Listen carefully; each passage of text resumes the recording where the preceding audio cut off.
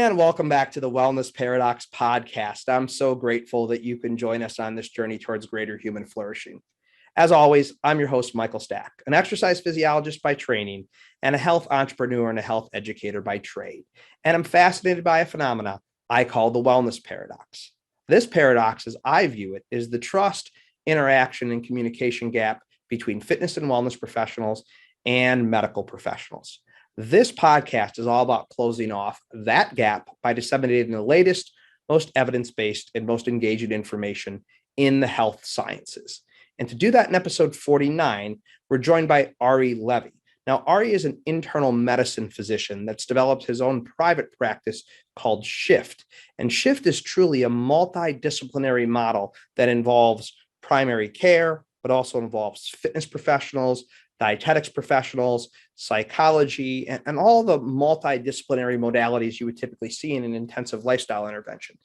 We're going to talk about a number of things during this conversation: his philosophy behind his practice, how he got to the point that he's at, his observations on the language that we use, observations on the health issues we're currently facing, and really what he looks for in fitness professionals to work within his practice.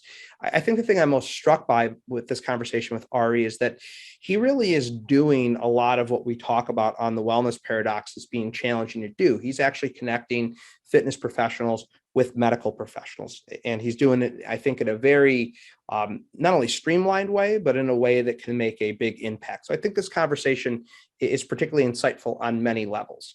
Any information we'd like to share from this episode can be found on the show notes page by going to wellnessparadoxpod.com/episode 49. Please enjoy this conversation with Ari Levy.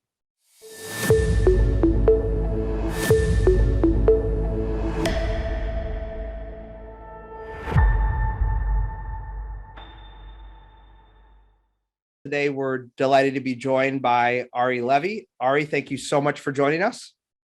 Thanks for having me. Excited to be here. Yeah, this is going to be a neat discussion today because this is right at the intersection of fitness and wellness and healthcare with all of the exciting things you're doing over there in Chicago. And we were just talking off air about how you're expanding and looking for more docs. So clearly you have a model that's working well. And to jump into this, let's just talk a little bit more about your background first before we talk about your company Shift. Yeah. My professional background is that I'm a doctor and an MBA. I'm an internist, have been practicing for a while. It's like 15 or 17 years. I'm a lucky guy. I love doing what I do. I got my MBA in strategy and entrepreneurship, have always had this idea for Shift. And so, my sort of professional pursuits along the way sort of carried me here. Yeah, that's awesome. And give us an idea of your medical background. Are you primary care primarily? Any specialties? Yep. Board certified in internal medicine. So I've been practicing, sort of frontline medical care for all that time. But I've taken a particular interest in neuroscience and how the mind and body work. So you think of your IQ and then your EQ and how do they intersect? So a lot of folks, we can sometimes use the mind, body, spirit, but how do all these things come together to affect change and either build health or destroy it or take it away? Yeah. Wow. That seems like that could be an episode in and of itself, but I want to keep going down this discussion path because I also think this is a really exciting conversation. Talk a little bit more about Shift, I guess, kind of pun intended here. What was the shift that got you to go from clinical practice to this type of a business model, and talk a little bit more about the model itself? Yeah. So it's probably a long-winded story. I was sick as a kid and had what's called minimal change nephrotic syndrome. And I was what was called a steroid dependent. So I was a frequent relapser. So I needed to be on prednisone from about the age of 4 till about 14 on and off. And so that had a really profound effect physically and mentally in terms of what I needed to do to take care of my health. And I had wonderful parents who loved me and created advocacy to, help support me and my journey. And so it started as a sick kid, and I knew I wanted to be a doctor. But what I've come to understand over time is that I'm a caregiver. I love connecting deeply with people. It's actually very tough for me with superficial conversation. I love to get deep quick, understand who you are, where you're at, and vice versa, because that way if you know somebody well, you can hopefully help them. And so I derive a lot of self-worth and value by being able to, connect, heal, and coach people. So, where that all, how that all sort of came together was I said I wanted to be a doctor. I quickly understood while going to medical school that I also had these ideas about how health would get built, not simply how to treat disease. And I have this plaque up in my office that has the original email I sent to myself when I was 20 years old about how I wanted to create Shift. And it was not called Shift at the time. I didn't know that, but it was a set of bullet points that I sent to myself and one of my brothers when I had a Hotmail account. And, that was the origin, right? At that time, I was a personal trainer and a nutritional specialist, which was a junk certification at the time. But, I was going along the professional path of becoming a doctor, exploring and experiencing, helping and working with people hands-on. And I know, yourself as a kinesiologist and as a trainer, when you are alongside somebody in their journey, it's super, super powerful.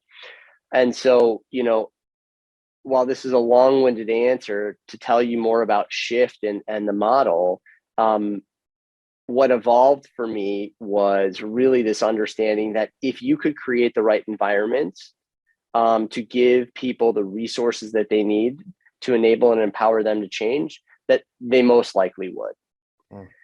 And so, Shift is, Shift is the evolution of all of that. It's the evolution of all of my varied training, as well as, sort of all these ideas put together. So it was me being the entrepreneur. And I certainly am not, nor did I do this alone. There is a village with me that is helping, bring this out to more folks.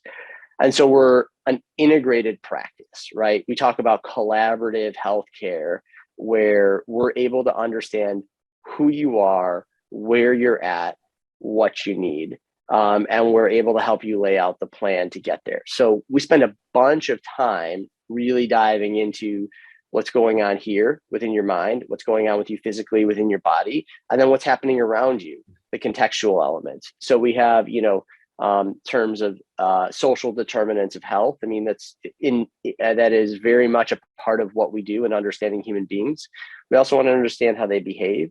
And by gathering all this information, what it enables and empowers our team to do is provide the right people with the right resources and the right modalities when they need it. Does that make sense? Yeah, absolutely. And I love the multidisciplinary approach. We've had the people from the American College of Lifestyle Medicine on the podcast. Kate Collins, who's the president most recently, and she talks about that approach. We've had David Katz and many other people that have talked about this approach. And what I find interesting is that even though it's talked about a lot, rarely is it actually effectuated in practice like you have done. My one quick follow-up on that is, what's been your biggest challenge in, which I know asking that to an entrepreneur is like, let me go down the list of 500 things, but what has been your biggest challenge in kind of creating this multidisciplinary environment? Because it's not done well very often, and it's clear that you guys are doing it well. Yeah. My biggest challenge is acceptance. And I think as a caregiver and as a doctor and as a healer, as somebody who wants to help people, it's understanding where a person's at and having the peace to say, right, and the courage to say, I hear that you want to do this.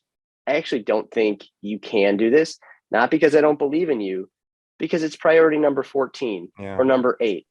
And if we all ask ourselves a question like, how often do you get to priority number 8 in your day, right? It's like on an awesome day when the world works in your favor, maybe. Yeah. And so if you're unable to find the pattern and embed some pattern, it's unlikely for people to change. We think that it's very easy and we think that it can be done, but it requires, right, some actual work and prioritization for an individual. And so I struggle most with the acceptance of who a person is and where they're at. I am a realistic optimist. So I believe in everybody and the power and the possibility of all of that. And I'm also a realist that, just there, you can't do everything all at once. And sometimes you got to pick the right moments. And you probably see this in periodization of training, right? It's why you calendar out stuff. There's certain, right, like heavy workload moments and where other things have to drop, to a lower priority. Yeah, that's great. Very well said. And I also do have to say, it's incredibly refreshing to talk to a medical doctor who actually uses the term periodization. So I appreciate that. Take me under the hood a little bit of shift. So, let's say I'm a 45-year-old man, sedentary, cardiometabolic issues. I come into your practice. What's it like for somebody like me? How are you integrating in these different providers and these different modalities? Yeah. So first and foremost, the table stake is excellent medical care. So that's a table stake. Yeah. We're not building a practice solely based on prevention. It is treating and caring for disease, which means that we work both with and within the healthcare systems and with medications as well, quite often for folks, in addition to all the lifestyle stuff. So this gentleman would complete an assessment before he came in, a medical history questionnaire, along with a whole bunch of intake around his lifestyle in the context of what's going on. He'd do some psychometric profiling, which is going to give us a sense of who he is as a human, his habits, his patterns, his behaviors.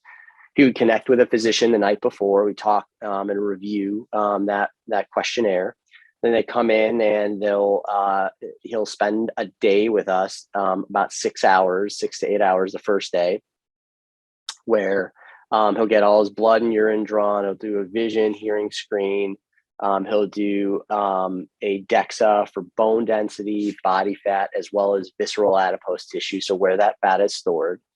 And then he will do a VO2 max. He'll do a functional movement assessment. He'll meet with a physical therapist, a dietitian, a trainer, the physician once in the morning, and then once again at the end of the day to close everything up.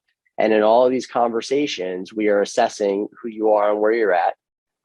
We talk about both the qualitative and the quantitative, right? So we're gathering the metrics, the hard data. We're also gathering the qualitative stuff, the softer metrics, to understand who you are and where you're at. So that if we take this executive and we use an analogy that'll work for him or her, we're effectively your senior vice president of health, right? If you're the CEO of your life, what you've done is you've hired us in as your SVP of health. And that first day is a SWOT analysis. You are setting the strategy and we're assessing the situation of how likely you or this gentleman is, right? Head to toe, because that's the vehicle that's going to get him to his dreams. How likely he is to get there based on what we know. And so we'll begin to lay out very specific recommendations if he's got cardiometabolic risk, whether it's blood pressure, cholesterol, right, diabetes, or glucose intolerance. We'll make sure that we're acutely treating, make sure that there are no what we call ticking time bombs or fires. May recommend additional testing to make sure that there's no cardiac related issues, right? Whether that's advanced blood work or advanced screening modalities, echo, stress echo, coronary CTA, depending on that individual. And then what we would do in that day is begin laying out a very specific plan based on our assessment. Now, that plan is not done in a vacuum. So I think what's really important is we talk about relational tethering and contextual relevance. So nobody gets healthy in a doctor's office in a day, nothing happens. I mean, like, you gather information, you get insights, and sometimes you get bad news, right? Sometimes you get good news if you've done the preceding work. But for this gentleman in this situation, what we're going to end up figuring out with him is what is the frequency and cadence that we're going to communicate to begin making sure that you can do what you say you're going to do, and we can scaffold and build on that. Because first and foremost, if the time isn't carved out and isn't done, and then there's no checks and balances, you can't really build a system. I mean, James Clear has done a fantastic job with creating some great quotes, right? And his book is wonderful, but it is really about system building, right? You don't rise to the level of your goals, you fall to the level of your systems. And listen, that is so true, at least for me personally, and in my experiences that I've seen. Did that answer your question? Yeah, that's great, and a very comprehensive intake process. I'm reminded of something like out of like Cooper or something like that, kind of a similar intake process to that. I love the integration. So, and I know it's going to vary from person to person, but because we mostly have fitness and wellness professionals that listen to this podcast, I'm curious how often you're seeing your patients coming back to meet with their nutrition coach, their RD, their fitness professional, or are they seeing them on a standard cadence like you would with a personal trainer?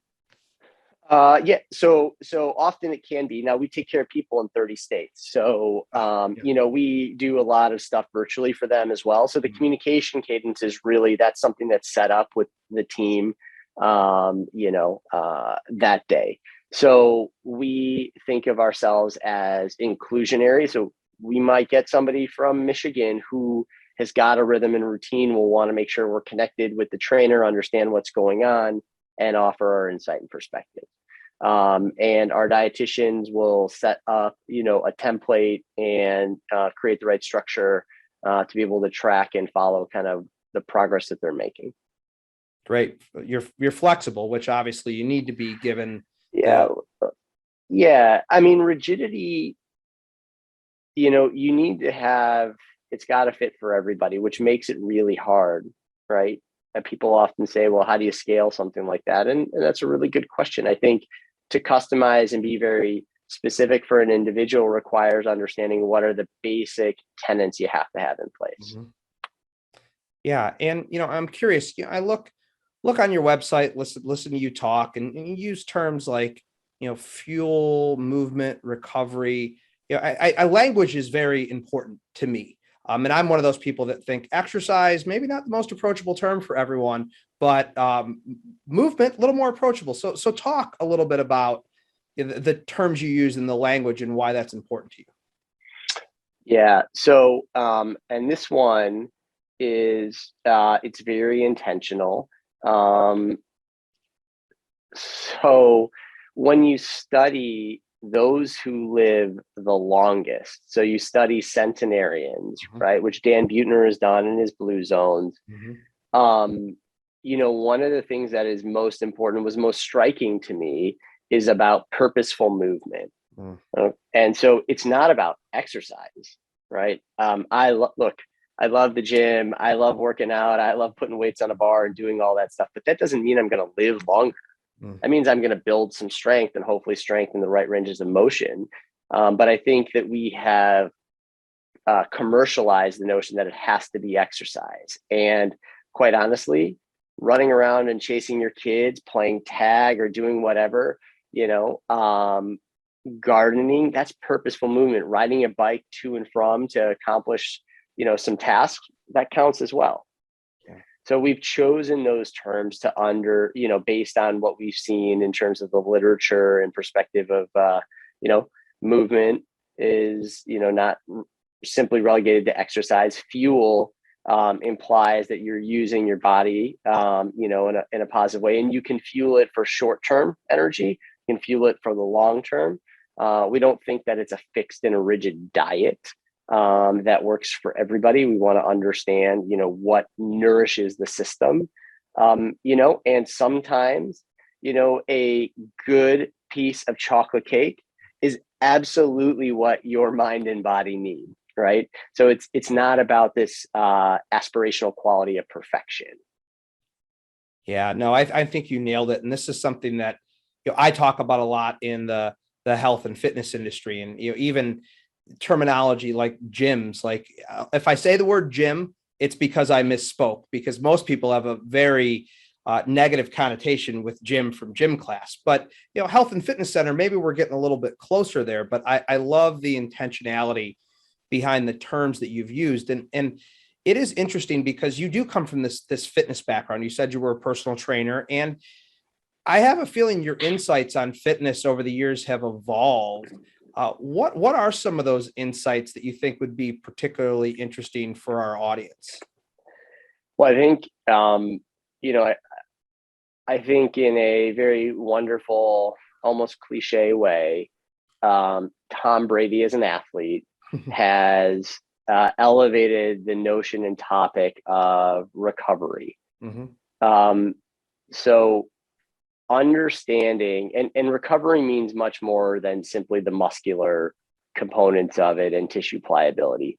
But what I didn't learn when I was younger was how to make sure that I repaired my body. It was do more in less time, right? Bigger, faster, stronger. And understanding the need for recovery and how it empowers and enables the mind and the body is transformative. So when we think about gyms or health and fitness centers or, places of movement, I think about not only doing the work in terms of that effort, but doing the work in terms of the recovery. Yeah. And I think that is quite often truly, truly understated. And it leads to, a demise and a decrement of health for people purely based on the breaking down of their systems. Yeah, it's interesting because people think that they're only accomplishing something when they're doing something, but the whole notion of movement, exercise, whatever it may be, is your body's actually adapting when you're not doing it, not while you're doing it. Yeah. And you need to, in order to solidify and cement, the learning or the progress or the effort or the strain, you've got to repair, right? You've got to give both your mind and body time to do that. And look, I don't want to profess that I'm, I've got it all figured out. It's like, this is something that, I often, for those who know me, wore the badge of courage of very little sleep, right? Or that entrepreneur, CEO, whatever. Yep. And man, I think what I'd say is I probably should have listened to my mom, right? I think a true statement for all of us. Yeah. So I should have gotten more sleep. I'm a highly energetic person, but like as I have increased the volume of that, the yield has been tremendous. I'd like to take a quick break from today's episode to tell you more about one of our sponsors. As all of you are well aware, the COVID-19 pandemic has been absolutely devastating for the fitness industry, with upwards of 1/3 of our clubs closing nationally on a permanent basis. One of the few stabilizing forces during this very tumultuous period of time has been IHRSA, the Global Trade Association for the Health and Fitness Industry. On my crusade to make fitness professionals part of our healthcare continuum, the work that IHRSA is doing is absolutely vital. They provide advocacy and lobbying support at both the federal and the state level. They support state alliances in many ways, and they also provide resources and best practices to club owners, operators, and individual fitness professionals. Indeed, if we are truly going to become part of the healthcare continuum, we must speak with one unified voice. We must have best practices that we implement, and we must come together as an industry to ensure the public, the medical community, and lawmakers hear our message loud and clear, that movement is medicine and it is essential. That is the work that IHRSA is doing. They've recently revamped their membership structure, allowing large clubs, small clubs, boutiques, and individual professionals to join the organization for an appropriate price that allows them to have access to all of these many great resources and allows us to unify and amplify our voice as an industry.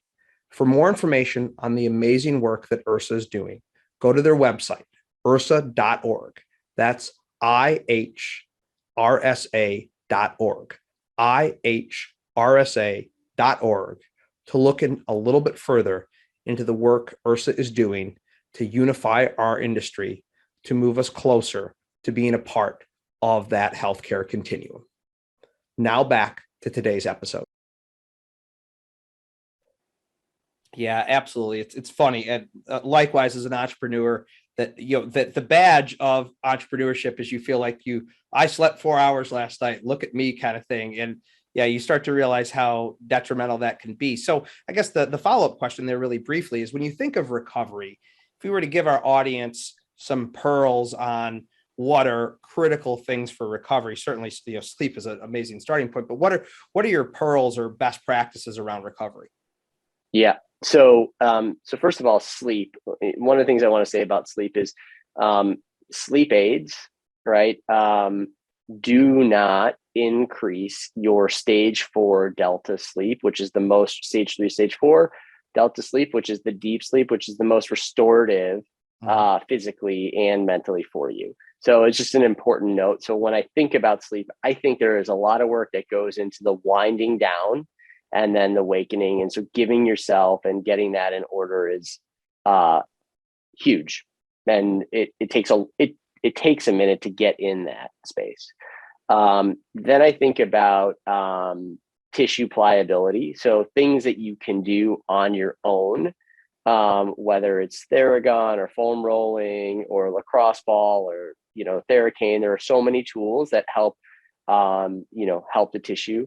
I also think understanding the basic mechanics are actually quite simple, which in order to break up what we call intramuscular scar tissue. And so this is not, I don't think this is a new term for you, but to the general population, when you break down muscle, you actually, in order to rebuild the myofibrils, you form collagen bonds, which is the tight tensile stuff. And that stuff is what makes your muscles tighter as you age. So you think about like a young tree versus an older tree, right? The branches of a young tree can be highly malleable, and that of an older one, they'll just snap.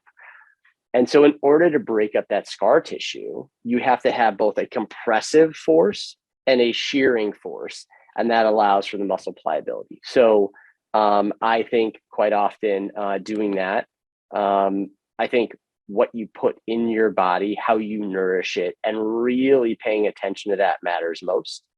And then, the contemporary stuff of either cold plunging, or infrared saunas, those do add value.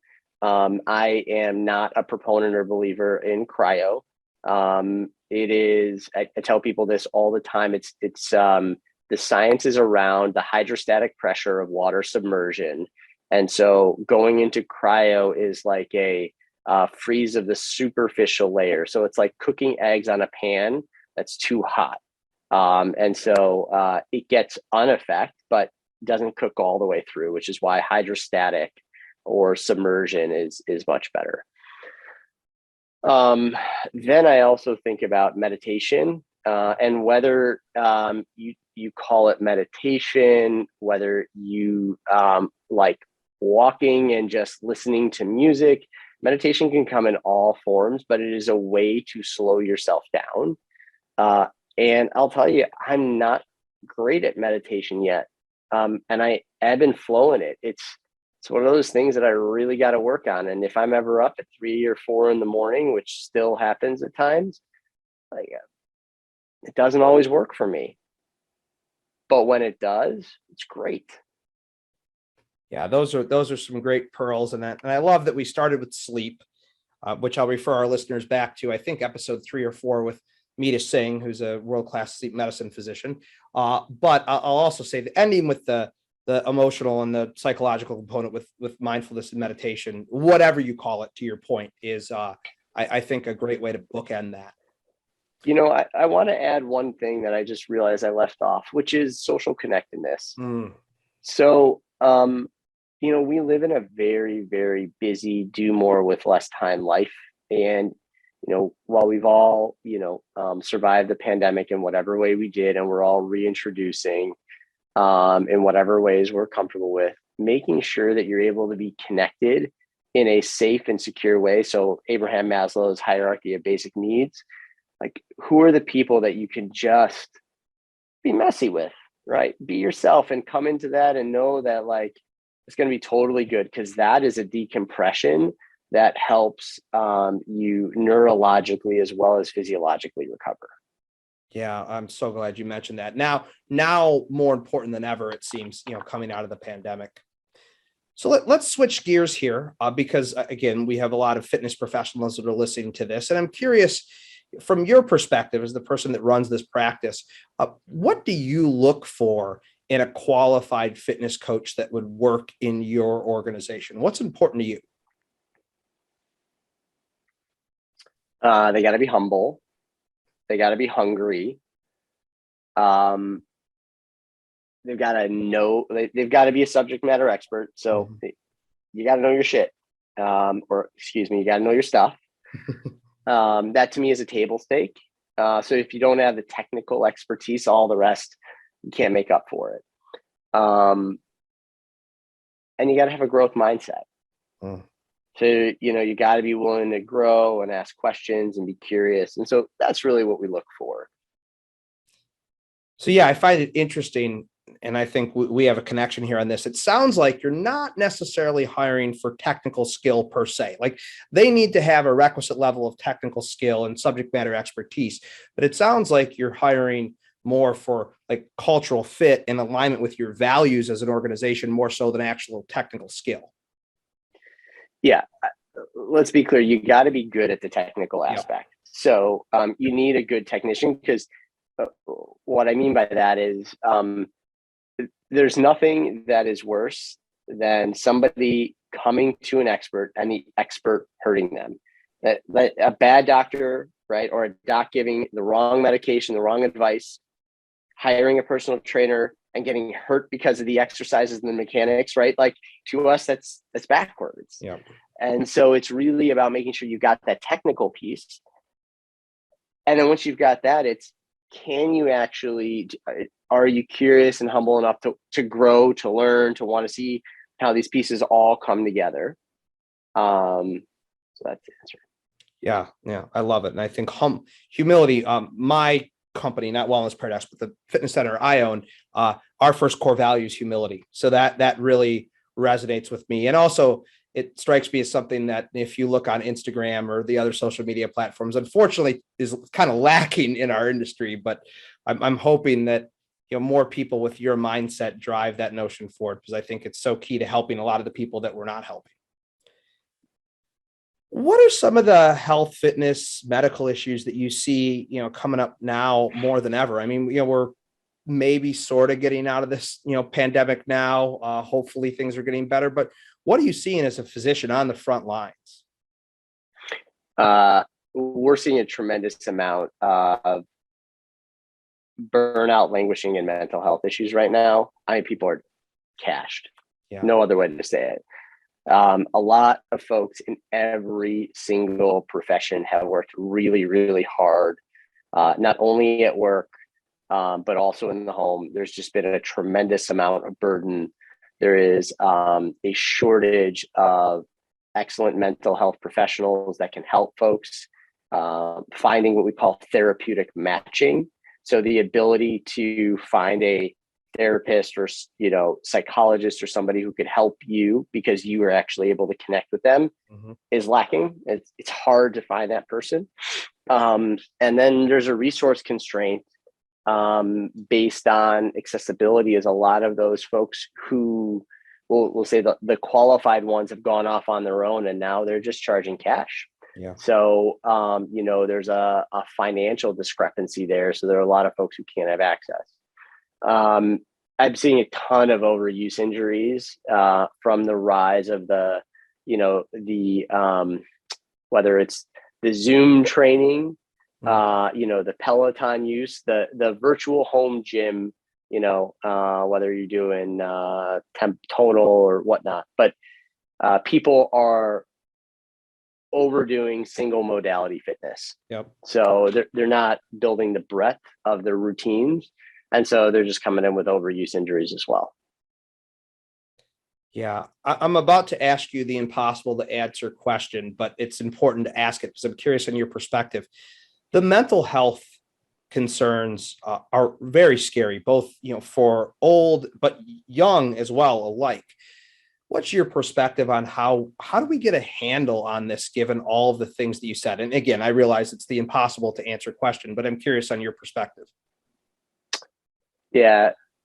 So I think it comes down to intention, attitude, and vulnerability. So what's the intention that you have as the human that is going through it, or the caregiver, the doctor, or whomever, right? What's the attitude you're bringing to the table? And are you able to be vulnerable enough? And is the person that you're across with able to be vulnerable enough to sit with it? Because there's a couple of ways in which you can help people. When somebody shares, just receiving that in a non-judgmental way, right? Being able to, listen closely and give them the time and space they need to share and acknowledge it, that can help in and of itself. And then maybe being able to offer a way in which to connect to somebody or someone else to help solve, that often can help as well. So, but I think it is a very, very, very difficult thing. I mean, the folks that we take care of, there's some of the work that we can do, and not all of this. I want to be clear. This isn't as though we have a major depression issue and personality disorder issues. Like, there's just a lot of stress placed on people, and we haven't found ways to, what we talk about is metabolize that stress. So it's not simply about stress reduction. Life happens, but it's about being able to come down from it, turn it off, connect with the people that help restore and rejuvenate you, and find the ways to sort of build back up those energy sources. Yeah, great insights. It's definitely not it's not a simple solution given the scale that it exists at right now, but I think those are great insights. I guess to piggyback off that on a more positive note, you're very connected in the medical fitness, wellness ecosystem. What are you seeing right now that gives you hope, just in general, and as we emerge from the pandemic? I'm seeing people reconnect. I'm seeing smiles, right? When folks are together. I think, whatever our values and whatever our judgments may be of what I call the micro fitness movement that happened, we'll call it, 10, 15 years ago, from CrossFit to Soul Cycle to Flywheel, all of those, right? And all the yoga studios, all those small boutique fitness that evolved. What that did is it created communities, right? With shared common language and shared common movement. And they were able to have, right, physical experiences as well as emotional experiences together, and people felt connected. Yeah. And quite frankly, we really need to be connected. And the more we can do that and acknowledge what we need, the better off it is. And so seeing folks work out together, seeing folks do a 5K together, that stuff it gives me excitement, hope. Yeah, I concur. Yeah, seeing that connection again, walk out of my office, see people here in the facility without masks on, smiling, laughing, talking, giving each other hugs and high fives. That is a very hopeful thing for sure. Yeah. Where can people go if they want to find out more about you and Shift? Where's the best place to go? Yeah. So it's www.shiftlife.com is where you can go to find out more information about us. And we're available. There's And we'll link up to that in the show notes page, just so everyone has an opportunity to check it out. And I strongly encourage everyone looks at it, because it is a very, very cool model. And again, your kind of telehealth element, allows you to extend beyond your immediate area, which is exciting. Well, Ari, before I let you go, I ask this question at the end of every podcast, but certainly you're asking it to someone like you who has kind of your foot in the fitness world and the medical world. I'm very curious about your perspective. And my thesis behind this podcast is that there's a gap of trust, interaction, and communication between fitness professionals and medical professionals. And you're working to close off that gap by what you've created. But more broadly speaking, if you were to talk to the fitness professionals out there, what's one piece of advice that you can give them to close off that gap? Yeah, I would say I wouldn't just give it to them. I'd give it to the medical professionals as well, which goes back to, excuse me, what I'd said earlier, which is intention and vulnerability.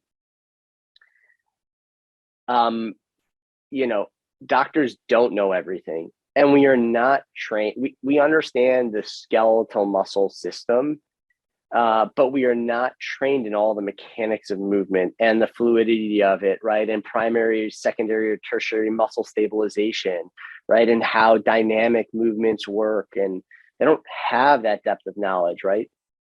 Because it's just not trained.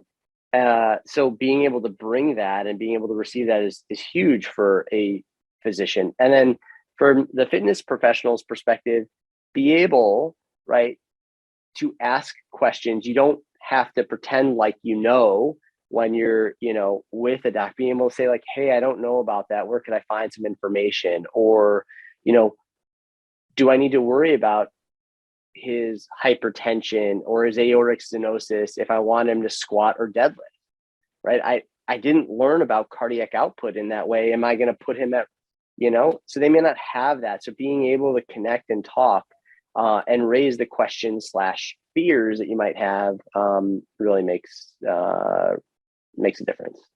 Yeah. Curiosity and vulnerability. That's probably no better take-home message to end the podcast on. Ari Levy, thank you so much for joining us on the Wellness Paradox. Thanks so much for having me. It was a pleasure. Well, I hope you enjoyed that conversation with Ari as much as I did. If you found it insightful and valuable, please share with your friends and colleagues. Those shares really do make a difference for us. Any information we'd like to share with you from this episode can be found on the show notes page by going to wellnessparadoxpod.com/episode 49. Please be on the lookout for next week's episode when it drops on Wednesday. And if you have a moment, please leave us a review on your favorite podcast platform. Those reviews make a massive difference for us. Until we chat again next week, please be well.